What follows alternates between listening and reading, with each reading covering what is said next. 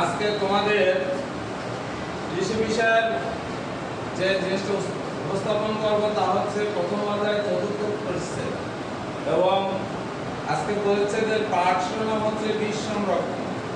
আমরা এই বীজ সংরক্ষণ একটা গুরুত্বপূর্ণ বিষয়, এই বিষয় সম্পর্কে আমরা তোমাদেরকে ধারণা দেব। আসলে কেন বীজ সংরক্ষণের প্রয়োজন?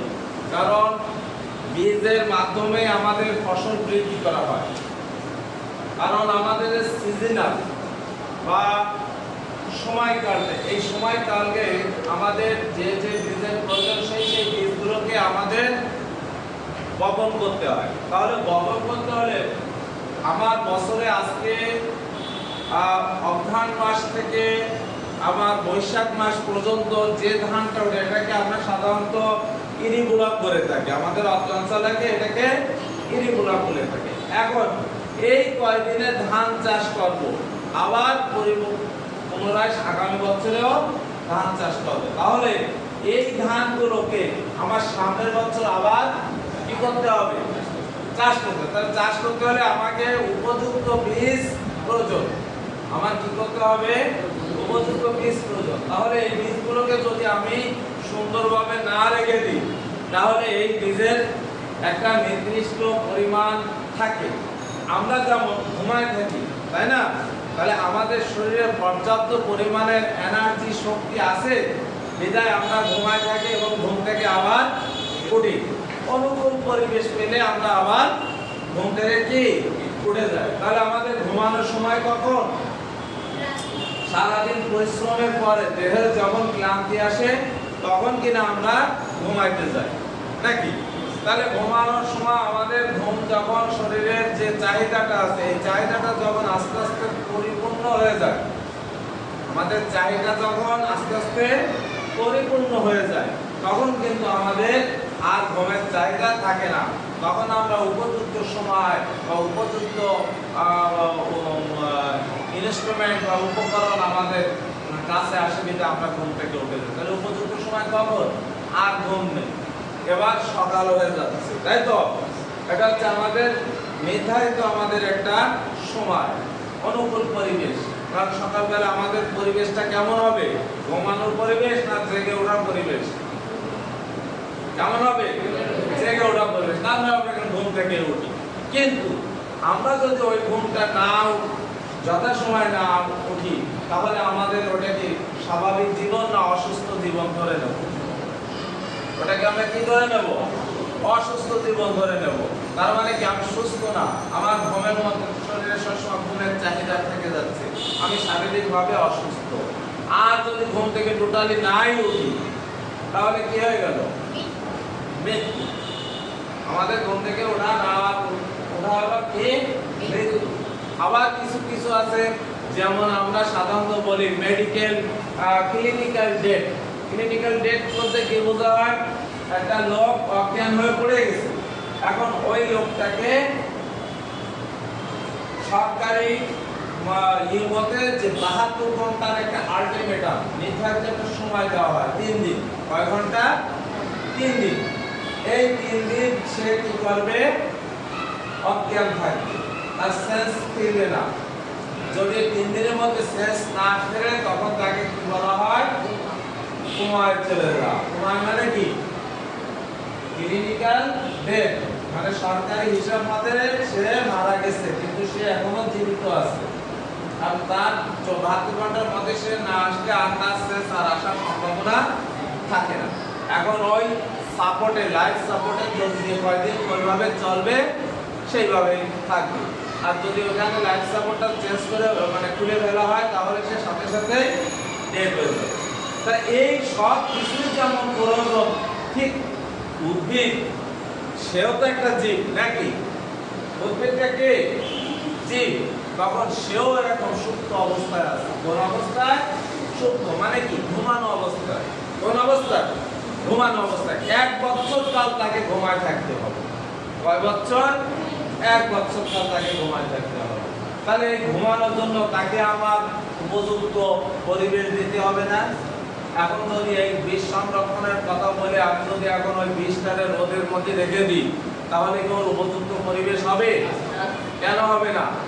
কারণ রোদের তাপে আস্তে আস্তে আস্তে আস্তে ভিতরে যে সঞ্চিত যে ব্রণ থাকে, কি থাকে? ব্রণ, মানে যেটা অঙ্কুরিত হয় গাছ, ওই ব্রণটা মারা যায়। এখন ওই বীজ নিয়ে যদি আমি কি করি, লাগাই, তাহলে আমার ওই বীজ কি অঙ্কুরিত হবে? হবে না। তাহলে আমাকে কি করতে হবে? ও সঠিক জায়গায় ওকে রাখতে হবে। আবার ও যখন চিন্তা করলো, অরণ্য যখন ওই রোদে দিয়ে বীজটা দিয়ে ঠিক করে রাখলো, আবার সাগর কি করলো, ওই বীজটা নিয়ে ফ্রিজের মধ্যে রেখেছে। ও তাপে রাখেছে, আমি তাপে রাখবো না, আমি ঠান্ডায় রাখবো। ভাত চা ধান একেবারে বরফ হয়ে গেছে, তাই না? তাহলে অতিরিক্ত ঠান্ডার কারণে কি হইলো, ওর ভিতরে যে ব্রণটা আছে ওটাও মারা গেল, নষ্ট হয়ে গেল। ঠিক আছে? তাহলে এখন আমাকে কি করতে হবে? ওকে আমরা সবসময়ের জন্য রোদেও রাখবো না, ঠান্ডায়ও রাখবো না, ওরে আমি এই খোলা জায়গায় রাখবো। এখন খোলা জায়গায় রাখার কারণে দেখা যাচ্ছে আর্দ্রতা বেশি হওয়ার কারণে ও ভিতরে পানি পাচ্ছে, কিন্তু আলো পাচ্ছে না। কি পাচ্ছে? পানি পাচ্ছে, কিন্তু এই মনা আমি কি বলেছি, দাঁড়াও,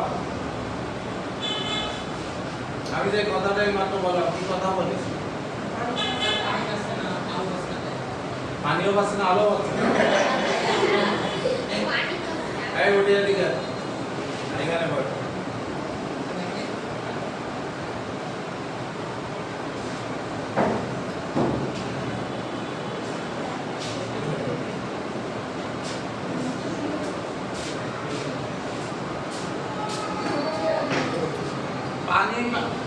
পানিও পাচ্ছে না, পানি পাচ্ছে, আলো পাচ্ছে। তার পানি পাচ্ছে, আমরা কি পানি দিচ্ছি ওরে? তাহলে পানি পাচ্ছে কি করে? বাতাসের আর্দ্রতা থেকে সে পানি চুষে নিচ্ছে। আচ্ছা, বাতাসের যে আর্দ্রতা আছে এটাকে আমরা জানি, আমরা বুঝি, আমরা দেখতে পাই। হ্যাঁ, দেখতে পাই, সরাসরি দেখতে পাই না, প্রত্যক্ষ দেখতে পাই না, পরোক্ষভাবে দেখতে পাই। কেমনে? আসল তোমার গায়ে এখানে তো আসল দাও তো, দেখো তো সাদা দেখায় কিনা? দেখায়? কই সাদা কই দেখায়? আমাকে শীতকালে ওই আসলটা দিলে কি হইতো? এখন হচ্ছে না কেন? কারণ আমার শরীরের সাথে পানি লেগে আছে, বাতাসে পানি লেগে আছে। এই কারণে ওই বাতাস, ওই আর্দ্রতা, জলীয় বাষ্পটা কি হচ্ছে আমার শরীরের সাথে, যেন টান দেওয়ার সাথে সাথে সে ভিজে যাচ্ছে, তার কারণে ওই সাদা দাগটা। কিন্তু শীতকালে পানিতে বাতাসে কি আর্দ্রতা কম থাকে, এই কারণে ওই টান দিলে ওইটা কি সাদায় থেকে যায়, ভেজে না। এছাড়াও আরো পরীক্ষা আছে। কেমন? আমি একটা গ্লাস নেব, ছোট গ্লাস, আমরা ছোট গ্লাসে পানি খাই না? কোন গ্লাসে পানি খাই? কোন গ্লাসে পানি খাই? ভালো গ্লাসে পানি খাই। তাহলে ভালো গ্লাসে যদি পানি খেয়ে থাকে, তাহলে ভালো গ্লাস নিশ্চয়ই কোনো ফুটা নাই, আছে না? কোনো ছিদ্র নাই, না। এইবার গরমের সময় মুন্নি আইসে বেড়াতি মুরগে বাড়ি, আলবানি করবে, এক গ্লাস ঠান্ডা পানি দিয়ে সারবো, পুরো গ্লাস। কোন গ্লাসে দেবে? ভালো গ্লাসে।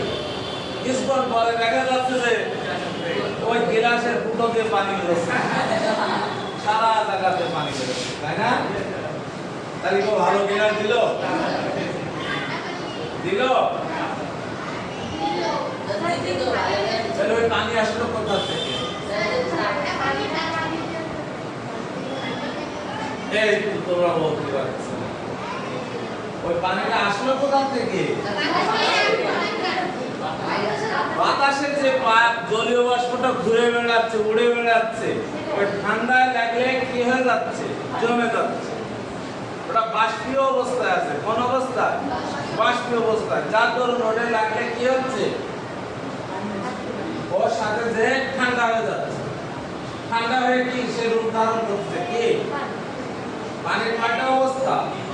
কঠিন, তরল, বায়বীয়। তাহলে বায়বীয় অবস্থা থেকে যখন সে ঠান্ডা পাচ্ছে, তখন সে কি হয়ে যাচ্ছে? তরলে পরিণত হচ্ছে। আস্তে আস্তে আস্তে আস্তে জলদি জলদি কিছু সময় পরে দেখবে প্রস্ফুট করে বেড়ে বেড়ে পড়ছে। তাই না? তাই পড়তেছে না? এখন অন্তত পুরো গিলাসে পানি দিই নাই, তাহলে ওই পানিটা আসলো কোথা থেকে? জলীয় বাষ্প থেকে আসলো। তাহলে এই জলীয় বাষ্পের কারণে কি হচ্ছে? ওটা কি পানি জমছে। ঠিক অনুরূপ ভাবে আমি একটা সুন্দর মসমসে নিমকি ভেজে দিলাম ফারজানারে, ফারজানা কি করলো? খাইলো না, না খেয়ে রেখে দিল। পরের দিন সকালে খাবে, পরের দিন সকালে যে মসমসে ভাত থাকবে? থাকবে। কেন? কি হয়ে যাবে? নরম নেতায় পড়বে। তাহলে নেতারও কি করে? ওই জলীয় বাষ্প ওকে শোষণ করছে। কি করছে? শোষণ করতেছে। ওই শোষণ করার কারণে আস্তে আস্তে কি হয়ে যাচ্ছে? নরম হয়ে গেছে। ঠিক ওই রকম ওই বীজগুলোই তাই যে যখন আমি আগলা জায়গায় রাখবো, খোলা জায়গায় রাখবো, তখন কিন্তু কি করবে? চুষে চুষে নেবে। আর চুষে চুষে নেওয়ার ফলে ও ভিতরে কি স্বাস্থ্যবান হবে? কি হবে? স্বাস্থ্যবান হবে, একটু রস হবে। তখন ও আস্তে আস্তে বড় হওয়ার চেষ্টা করবে, কিন্তু বেরোইতে পারবে না। বড় হওয়ার চেষ্টা করবে কিন্তু কেন? কারণ আরো কয়েকটা পরিবেশের প্রয়োজন আছে। সেই পরিবেশগুলো কি কি? আলো, তাপ, এইগুলোর প্রয়োজন আছে। সেইগুলো পাচ্ছে না, শুধু কি পাচ্ছে? পানি পাচ্ছে। তাহলে দেখো, আলো পাচ্ছে আর কিছু পাচ্ছে না, গাছ হইল না। আর্দ্রতা পাচ্ছে, আলো পাচ্ছে না, গাছ হইল না। আবার ঠান্ডা জায়গায় করছে, গাছ হইল না। তাহলে আমাকে কি করতে হবে? ওকে সব কিছু সমান দিতে হবে। কি সমান দিতে হবে? বেশি আর্দ্র দেওয়া যাবে না, বেশি তাপও দেওয়া যাবে না, আবার বেশি ভেজা অবস্থায়ও রাখা যাবে না। তাহলে আমার ফসলটাকে কি করতে হবে? নিয়ে কড়াই পরে দিয়ে ভাজ দিও। ভাজে টাজে যে সব কড়কড়া হয়ে যাবে, আর তো এর মধ্যে রেখে দিতে হবে। তাই তো? তাই স্নেহা, তাহলে কি করতে হবে? কারণ যখনই আমি নির্দিষ্ট একটা তাপমাত্রা আছে, ওই ডিগ্রির উপরে যখন ওকে তাপ প্রয়োগ করা হবে, তখন ওই বীজের ভ্রূণগুলো কি হয়ে যাবে? মারা যাবে। ওই ভ্রূণগুলো, অঙ্কুরগুলো কি হবে? মারা যাবে। এই অঙ্কুর যাতে না মারা যায়, জন্য আমরা ন্যাচারাল তাপ দেবো। ন্যাচারাল তাপ বলতে সূর্যের আলো। এখন ও স্যার বলছে সূর্যের আলো তো দিতে হবে, তাহলে আমি এক কাজ করি, ওই 3 দিন পরে সূর্যের আলো পড়ে ওই জায়গা দিয়ে আসি। কেমন হবে? হ্যাঁ? কেন? ছাত্র লোক দিতে বলেছে, বুঝলা না? কেন দাম বেশি পাবে? হ্যাঁ, রাইট। কারণ টিনের তাপ অতিরিক্ত তাপ। তাহলে আমার টিনের পরে বীজ শুকানো যাবে না। স্বাভাবিক যে পরিবেশটা, সেই স্বাভাবিক পরিবেশের পরে আমি কি করব? তাপ দেব। তাপ দেওয়ার পরে ওর ভিতরে যে অতিরিক্ত গুলো, ওগুলোকে আমি শোষিত করে 10 থেকে 15% আর্দ্রতা নিয়ে ওই বীজটাকে আমি এইখানে রেখে দেবো। আর এইখানে রাখার সময় আমাকে কিছু কিছু জিনিস অনুসরণ করতে হবে। কি অনুসরণ করতে হবে? এর ভিতরে কোনো পোকামাকড় আছে কিনা, তাই না? তাহলে এই পোকামাকড় গুলোকে আমার কি করতে হবে? বন্ধ করতে হবে। তাহলে আমাকে কি করতে হবে? এই ঢাকনা দিয়ে এটাকে ঢেকে সুন্দর করে মুখ বেঁধে দিতে হবে, তাই না? তাহলে আমার এর মধ্যে পোকামাকড় যাবে না, বা ওর ভিতরে যে ধানের ক্ষতিও করবে না, বীজের ক্ষতিও করবে। ভালো কথা। ও দিল, ও সেই কাজ করলো। ওটার নাম করা কৃষক, বেখেয়ালির কারণে ও শুধু ওই দিয়েই ওগুলো কাটতে দিল। কিছুদিন পরে যে দেখবে যে ওই গাছে গাছ হচ্ছে না। কেন হচ্ছে না? পোকামাকড় তো যায়নি। তাহলে হচ্ছে না কেন? কারণ ওর ভিতরে কি আছে? রোগ বালাই আছে। কত পোকামাকড় দেখতে, রোগ বালাই তো দেখা যাচ্ছে না। রোগ বালাই দেখতে পাচ্ছে? ছত্রাক, ব্যাকটেরিয়া, ভাইরাস, এগুলোকে দেখতে পাচ্ছে না। তাহলে এখন কি ওইগুলো কি করে সংরক্ষণ করবে? ওকে কিভাবে ওর থেকে প্রতিরোধ করবে? কিভাবে ওগুলোকে নিয়ন্ত্রণ করবে? এটা আমার জানতে হবে। তখন আমাকে কি করতে হবে? বিভিন্ন মাত্রার ওষুধ প্রয়োগ করতে হবে। যেমন কোন ধরনের ওষুধ? আমরা অনেক সময় অনেক ধরনের ব্যবস্থা করে থাকি। কেউ লবণ দেয়, লবণ দিলে ব্যাকটেরিয়া ভাইরাসগুলো দূর হয়ে যায়। তারপরে কেউ বাজারে ব্র্যান্ড করা ওষুধ আছে সেইগুলো স্প্রে করে মাথায় দেয়। আজকে তোমরা বর্তমানে দেখবা যে আমাদের বীজ যখন কিনা হয়, তোমরা কেউ গাছপালা লাগাও, বীজ লাগাও? আচ্ছা, বীজগুলো লাগানোর সময় দেখো ভিতরে বিভিন্ন রঙিন রঙিন রং লাগানো থাকে, খেয়াল করে দেখবা। ওইটা কোনো রং না, ওটা হচ্ছে ছত্রাকনাশক ওষুধ। কি ছত্রাকনাশক? রোগাক্রান্ত কোনো রোগ যেন ওকে আক্রমণ করতে না পারে, এই জন্য ওই রংটাও শেষ দাও। ওইটাকে কি করা হয়? সংরক্ষণ করে তারপরে রাখা হয়। এইবার 1 বছর পরে এসে এইবার সময় হয়ে গেছে, ওই বীজটাকে আমার কি করতে হবে? বের করতে হবে। এখন বীজ আর শস্য এক নয়, বীজ আর শস্য এক নয়। কেন এক নয় এটা আমাদের জানতে হবে। বীজ কাকে বলে? যা পরবর্তীতে ওর দ্বারা নতুন জাত উদ্ভাবন করা যায়, নতুন ফসল উদ্ভাবন করা, তাকে বীজ বলা। আর শস্যকে যেটা আমরা খাওয়ার উপযোগী করে দেয়। আমাদের শস্যের মধ্যে একটু অপুষ্টিকর চাল, ধান, গম থাকে, সমস্যা হয় না। কিন্তু বীজের মধ্যে অপুষ্টিকর ধান, চাল বা অপ্রয়োজনীয় অপ্রাসঙ্গিক জিনিস থাকলে সেটা কিন্তু বীজের মান নষ্ট হয়ে যায়। কি হয়ে যায়? বীজের মান নষ্ট হয়ে যায়। বীজ সংরক্ষণের ক্ষেত্রে আরো একটা জিনিস খেয়াল করতে হবে। সেটা বলার আগে যেটা বলবো, যে আগাছা নামটাকে আমরা শুনছি, আসিফ, আগাছা কাকে বলে?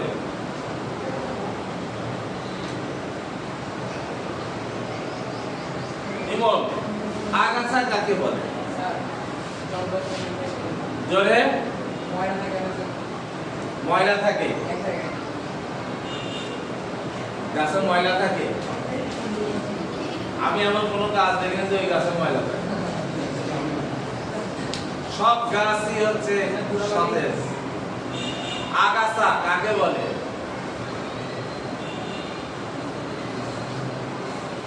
কেউ বলতে পারবে না, তাই বলো। যেটা কোনো গাছ না, যেটা কোনো প্রয়োজনীয় জিনিস, প্রয়োজনীয় কোনো গাছ আপাতত দৃষ্টি ওই বলা যায় যে গাছটা কোনো প্রয়োজনে আসে না, সেটাকে আগাছা বলে। বসো, যেমন রাস্তার পাশে কত ধরনের গাছ হয়, আমরা সাধারণত বসবাস সাধারণত এগুলোকে কি বলা হয়? আগাছা বলা হয়, তাই না? কিন্তু না, কৃষি ক্ষেত্রে আগাছা হচ্ছে ভিন্ন। আগাছা তাকে বলা হয় যে নির্ধারিত ফসলের বাইরে অনির্ধারিত গাছকে আগাছা বলা হয়। কি বলছে? নির্ধারিত ফসলের ভিতর অনির্ধারিত গাছকে আগাছা বলা হয়। তাহলে এখন ধান গাছের মধ্যে 2-4টে গম গাছ আছে। গম গাছ কি? আগাছা। কিন্তু গম আমরা খাই না, কিন্তু আমার চাষ করছি কিসের চাষ? হয়েছে কি? তাহলে ওই গমটা হচ্ছে আমার আগাছা, কারণ আমার নির্ধারিত ফসল কোনটা? ধান। আমি চাষ করছি গম, ওর মধ্যে 2-4টে ধান গাছ আছে, আগাছা কোনটা? এটাও আগাছা।